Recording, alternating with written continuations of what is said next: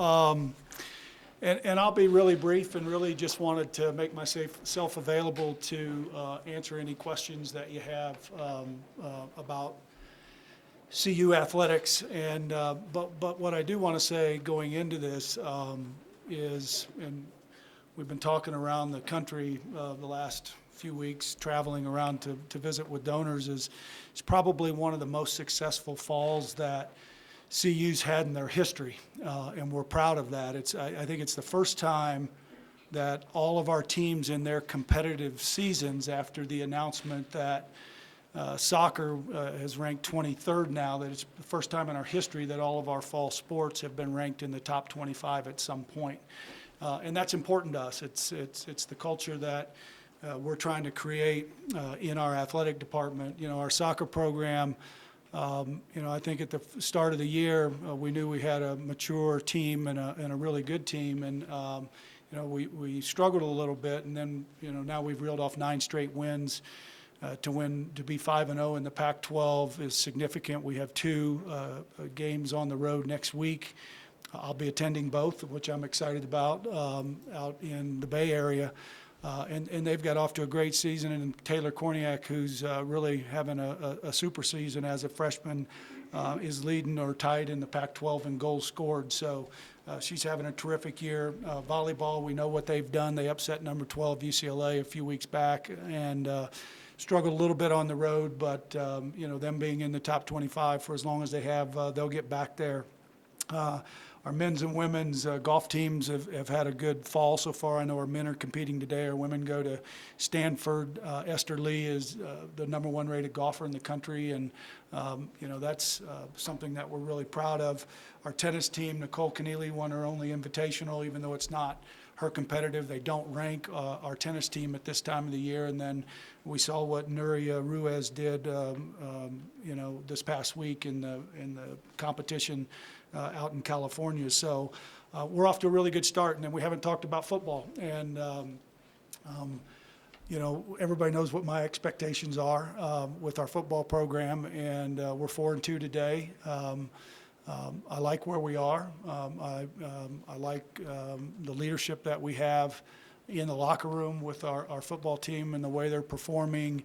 And it's a different team. And having that leadership in the locker room and having the leadership from Coach McIntyre and his staff has really got us off to a great start.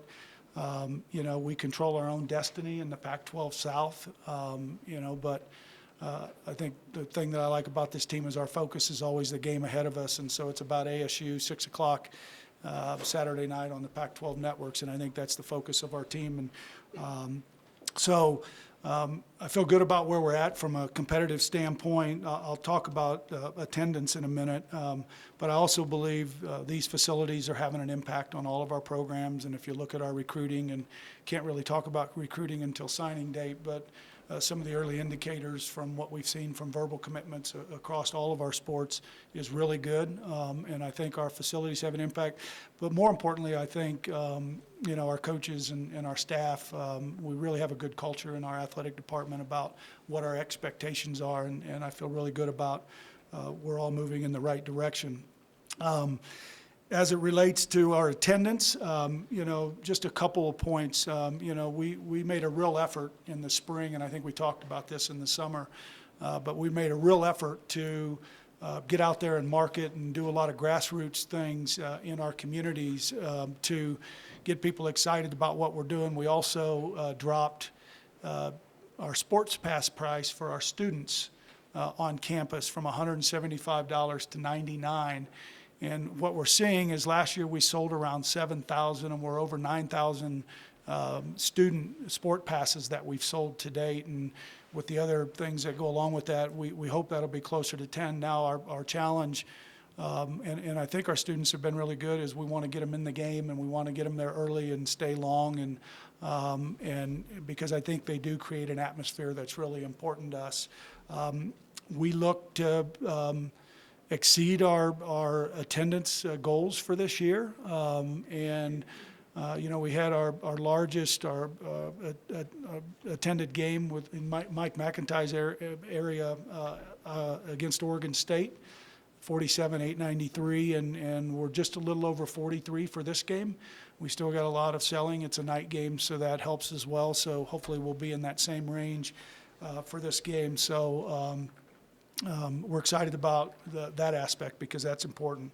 We're also introducing, you've probably seen this CU in 60. We're trying to encourage with, more attendance at our games and more people coming. We've had a lot of people frustrated about getting into our games and through the gates, and we're promoting the CU in 60 to try to get our fans here 60 minutes before the game. A lot of people want to see Ralphie run. She always runs about 6-7 minutes before the kickoff, so trying to get 40,000 people through the gates at the same time if everybody comes in that last half hour is a challenge. We will do some things differently this week and have a few more gates to get people in. But you'll see us announcing the CU in 60 because we want to encourage people to get there 60 minutes early and what they can experience inside. Our lots will open at noon. So it's a 6 o'clock game, so our lots will open at noon. And the gates will open 2 hours prior, so we want to encourage people to come. It's going to be a great fall day in Boulder, and so we're hoping that we can get people out early so we avoid the frustrations that we've had to get in the game. So with that, I'll open it up for questions. If anybody has any, happy to take them. Yes? Monica Costello, Yep. AP. It's kind of like a dead horse, and I hate to beat this animal, but the Pac-12 network for DirecTV subscribers, now there's more things online.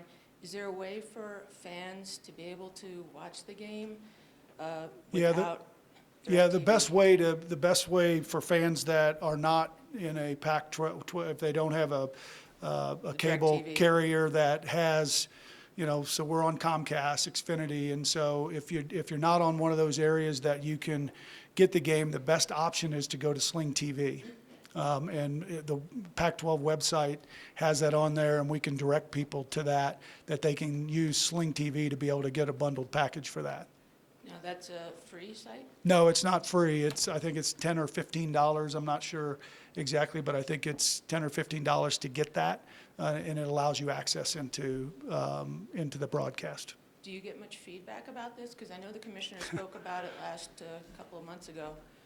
What have you been hearing from the fans? Well, I get feedback, and I think the conference has really worked hard and are working hard to improve our distribution methods. And, we just acquired more homes in the Southern Cal area through a deal that they did with Time Warner out there.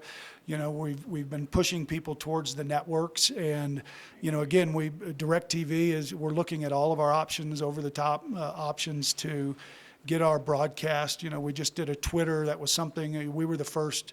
Our soccer match on Thursday was the first, or Friday was the first streamed match on Twitter, and I watched it when I was in California on my phone, and it was great. Our team, our Buff Vision, and Eric Poloni, who's here, and Derek Swanson, they did a phenomenal job with that broadcast. So the conference is really working on other ways that we can get our broadcast out to more people. Distribution is a huge factor for us and a huge consideration that we talk about often with our conference office.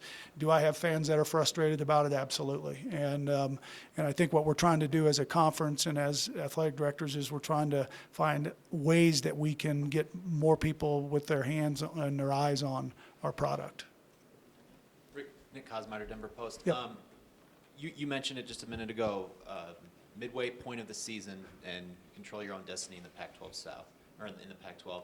A lot of people outside this program didn't see that coming.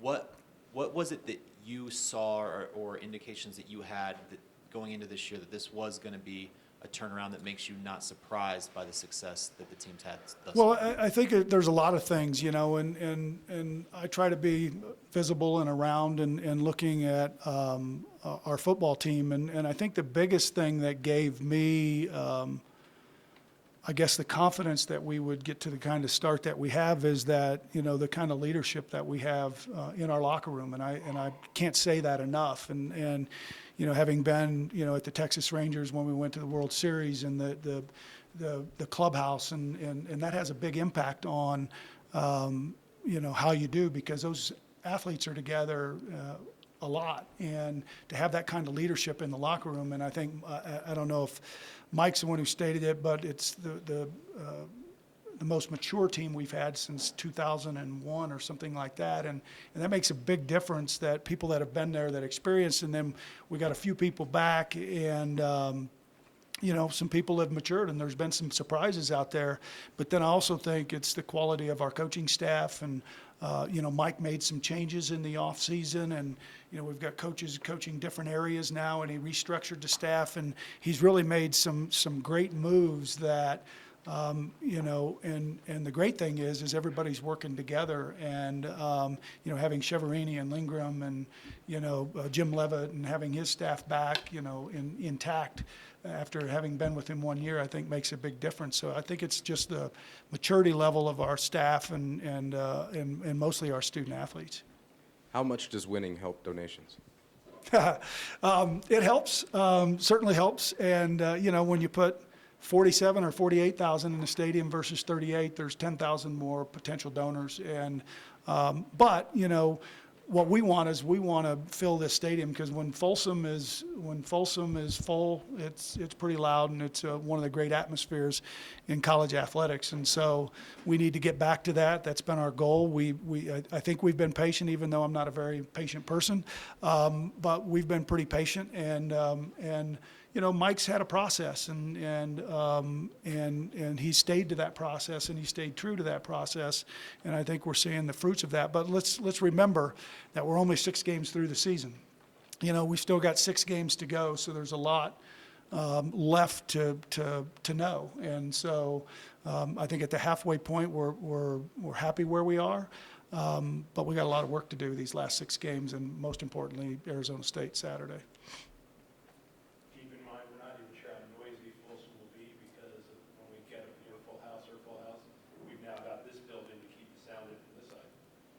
Good point, David. Any other questions about anything? Nope. Thanks, everybody. Have a great day.